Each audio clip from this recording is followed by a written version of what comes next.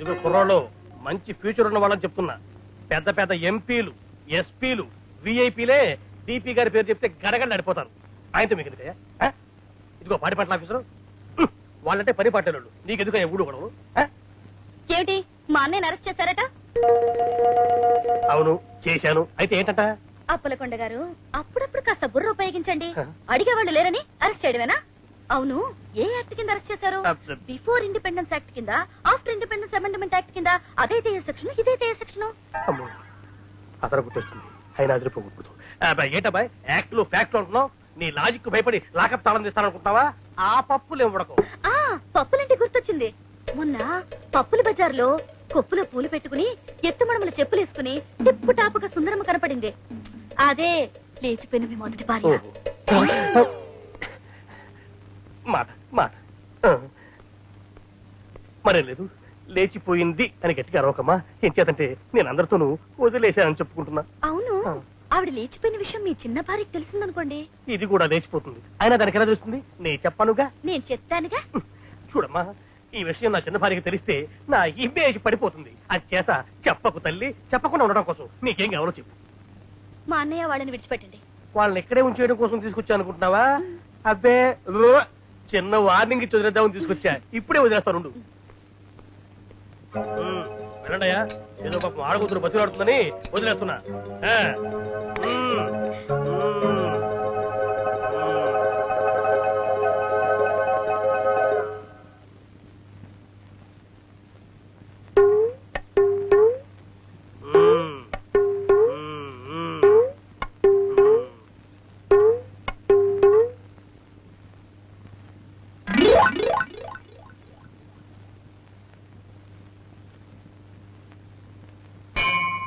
స్వామి, నీకు 2 థ్యాంక్స్. ఒకటి, నన్ను నా లాకప్ నుంచి విడిపించినందుకు. రెండోది ఎందుకని అడుగు? కన్ను కొట్టి కొట్టి నా మనసును కొట్టేసిన హిడింబి నన్ను గుర్తుపట్టనందుకు. ఎందుకు పట్టలేదు బాబు? పట్టా. 7 కొండల స్వామి ఎక్కడున్నావయ్యా?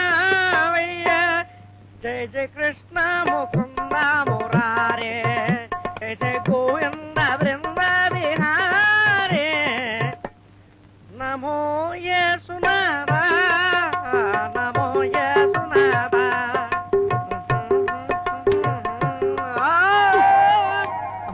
పెంకు, పిచ్చి పిచ్చి వేషాలు నా దగ్గర పెట్టుకోకు. నువ్వు ఎస్ఐ ట్రైనింగ్ వెళ్ళిన విషయం, నిన్ను ఈ ఊరికి పోస్ట్ చేసిన విషయం అంతా నాకు తెలుసు. ఇక్కడికొచ్చి అగ్రికల్చర్ ఆఫీసర్ అని చెప్తున్నావా? అంత భయం ఉన్నవాడివి ఎందుకు ఉద్యోగంలో వచ్చారా? భయమా? నాక భయం లేదు. అంటే ఇప్పుడు ఇక్కడ మారుమూలలో జరిగే అక్రమాలన్నీ మారు వేషం వేసుకుని కనిపెట్టి మూకమ్మడిగా పట్టేసుకుందామని ప్లాన్ వేశాను. ప్లాన్ ఎవరు చెప్తే?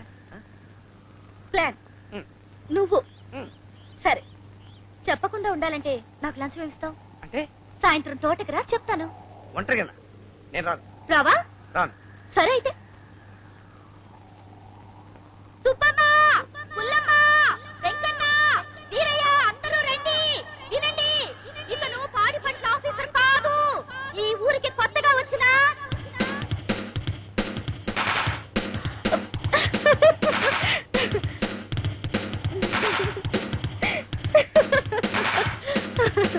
ఈ స్టెప్పులు చాలా. స్టెప్స్ బాగున్నాయి గానీ లొకేషన్ ఇది కాదు, ఊరు చివరి తోటలో. ఊటీలో కాదా? నీకు చాలే.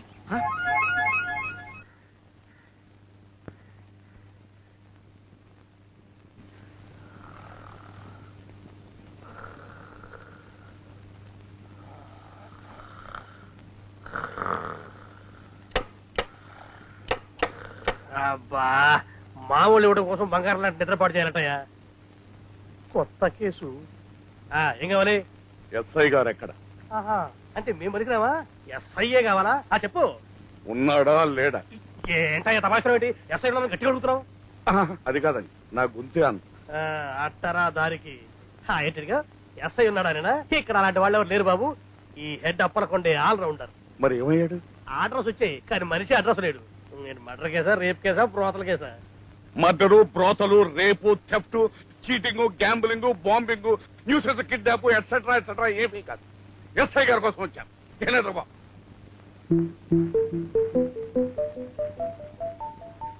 వచ్చి డ్యూటీలో జాయిన్ కాక ఇంటికి రాక ఏమైనట్టు వీడు?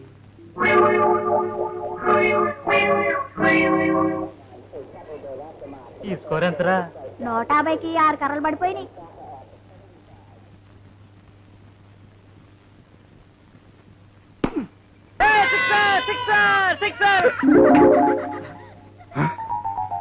వెంకు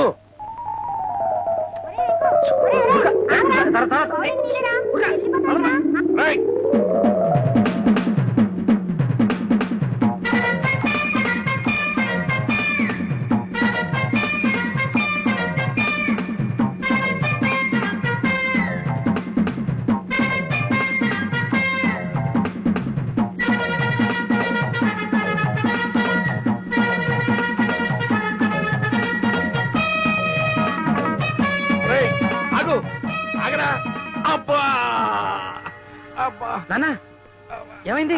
ఎక్కడ దెబ్బ తగిలింది?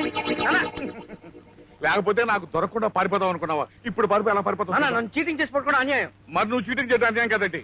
చించేస్తున్నాను పొడి చేస్తున్నాను ఇంటికి ఉత్తరం రాసి ఇక్కడ డ్యూటీలో జాయిన్ కాకుండా ఈ కురకొక్కలతో గోరుమిళ్ళు ఆడుతున్నావా? అది గోడం బిళ్ళ కాదు, క్రికెట్. ఆ క్రికెట్ బకెట్ రే మన వంశం పరువు తీస్తున్నావు కదరా. నాన్న ఈ ఊళ్ళో డీపీ గాడని ఓ దొంగ పేరుకున్నాడు. వాడు పరమ హంతకుడు, పచ్చి కిరాతకుడు. వాడు చేయని అక్రమాలు అన్యాయాలంటూ లేదు. నా సంగతి నీకు తెలుసు కదా. డీపీ గాడు ఆగరాలు నేను అస్సలు సహించను. నేను పిచ్చిగా రెచ్చిపోతాను, వాడు రెచ్చిపోతాడు. నేను రెచ్చిపోతాను, వాడు రెచ్చిపోతాడు. నేను రెచ్చిపోతాను, వాడేదో చేస్తాడు, నేను చచ్చిపోతాను. ఆ మాట అంటే నీ సిగ్గులేదురా. మన వంశం ఏంటి మనమేంటి రా చెప్తాను. అది ఇప్పుడు డీపీ. నోరు మూసుకురా. వదిలేనన్నా, నాకు వద్దు నాన్న. అరే, రేయ్, దగ్గరికి రేయ్, రావద్దు నాన్న. నా మాట నేను రాను, వేసుకోబోయే నేను రాను, నిన్ను. నేను రాను, నువ్వు నాన్న. భయపడు. వదిలే నాన్న. వద్దు నాన్న, నేను వేసుకోను నాన్న. రేయ్. ప్యాంట్ వేసుకున్నాను, షర్ట్ వేసుకోను. నాకు వద్దు. అరే, క్యాప్ వద్దు నాన్న. నేను క్యాప్ పెట్టుకోను, నాకు ఇబ్బందిగా ఉంటుంది. నేను వద్దు, నాకు వద్దు. ప్లీజ్ నాన్న, నా మాట వినవేంటి నువ్వు? ఏంట్రా నువ్వు పోలీస్ ఇన్స్పెక్టర్వా? ఏమిటి గుట్టు చప్పుడు కాకుండా వచ్చి గుట్టుమట్లని తెలుసుకున్నాం అనమాట. ఏమో అనుకున్నాను కానీ మీ వాడి గట్టి పిండమే. పద. గుడ్ లక్ గురు. పదరా.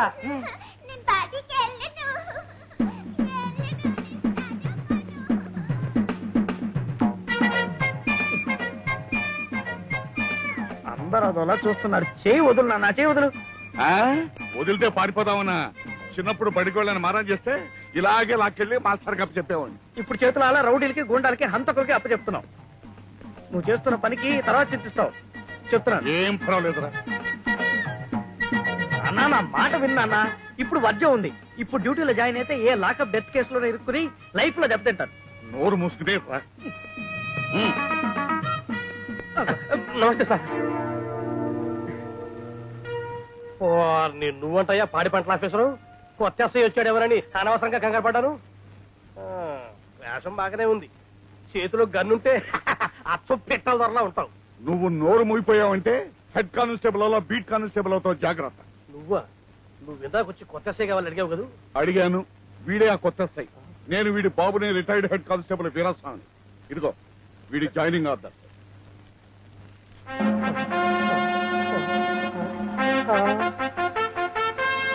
సార్ మీరు ఎస్ఐ అని తెలియక ఏదేదో వాగారు. మిమ్మల్ని లాకప్ లో కూడా పెట్టారు. నన్ను క్షమించండి సార్. పిల్లలు గలవాడిని, కొన్ని వచ్చిన ప్రమోషన్ వచ్చిన వాడిని. తలతాలే నువ్వు ఆ సీట్లో కూర్చో. కూర్చో. సార్ కూర్చో. కూర్చో. రై నడుము లేని ముసలమ్మ ఓగి కూర్చున్నట్టు అదే కూర్చుంటారా? గంజి పెట్టిన యూనిఫామ్ లాగా టీవీగా దర్జాగా కూర్చో. ఎలా కూర్చో. సరే ఇప్పుడు అడుగు. పెండింగ్ లో ఉన్న కేసుల తాలూకు ఫైల్ అని బయట పెట్టమన్నాడు. అదే పెండింగ్ లో ఉన్న ఫైల్స్ ఇవన్నీ ఉన్నాయా? వెళ్ళి వెళ్ళి.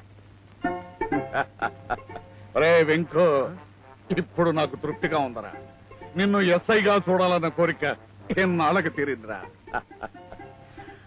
అలాగే నా మనవణ్ణి కూడా ఎస్ఐగా చూసుకోగలరా.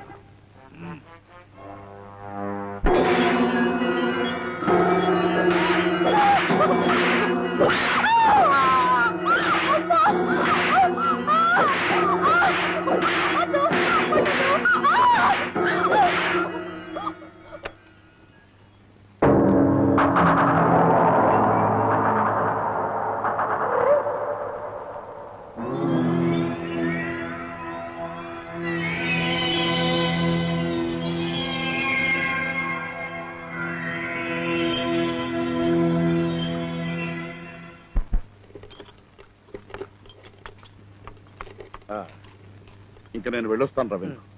అక్కడ పనులని చక్క పెట్టుకుని అమ్మని తీసుకుని వచ్చేస్తాను. నేను ఇక్కడ లేను కదా అని నువ్వు డ్యూటీకి వెళ్తావు మనకు తెలిసిందా? నువ్వు నీతిగా ఉన్నంత కాలం ఎవరికీ భయపడనక్కర్లేదు. భయం అన్నది మన బ్లడ్ లోనే లేదురా. నిన్ను చూసి హంతకులు ఖేడీలు భయపడాలరా. అసలు నేను ఎవరు ఏం చేయలేరు. ఎందుకో తెలుసా? నువ్వు తొడుక్కున్న ఆ కాకి యూనిఫారం నీకు కవచం లాంటిది. నీ తల మీద పెట్టుకున్న ఆ క్యాపు శిరస్థానం లాంటిది. నీ చేతిలో ఉన్న లాఠీ వజ్రాయుధం లాంటిది. ధైర్యంగా ముందడిగి అన్యాయాన్ని అనగదు, అక్రమాన్ని నిలువున నరికే. పోలీస్ అంటే నేనేనా పోలీసు నిలువు.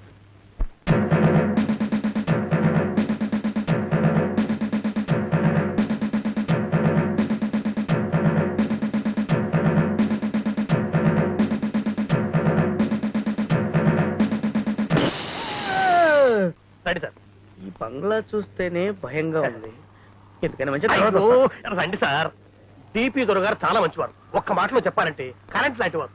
మన జాగ్రత్తలో మనం ఉన్నామంటే కరెంట్ వల్ల ఎన్నో ప్రయోజనాలు ఉన్నాయి. మన కరెంటే కాదని వేరెట్టామంటే షాక్ కొట్టి వస్తాం. నేను చూసుకుంటానండి సార్.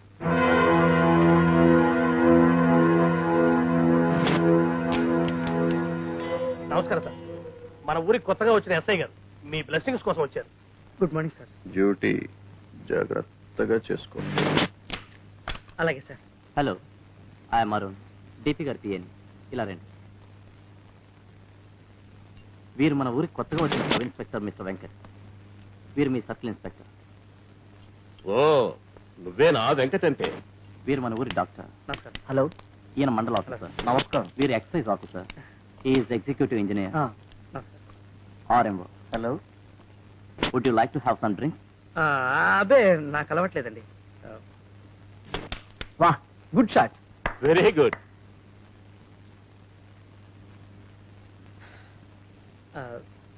నేను వెళ్ళొస్తానండి.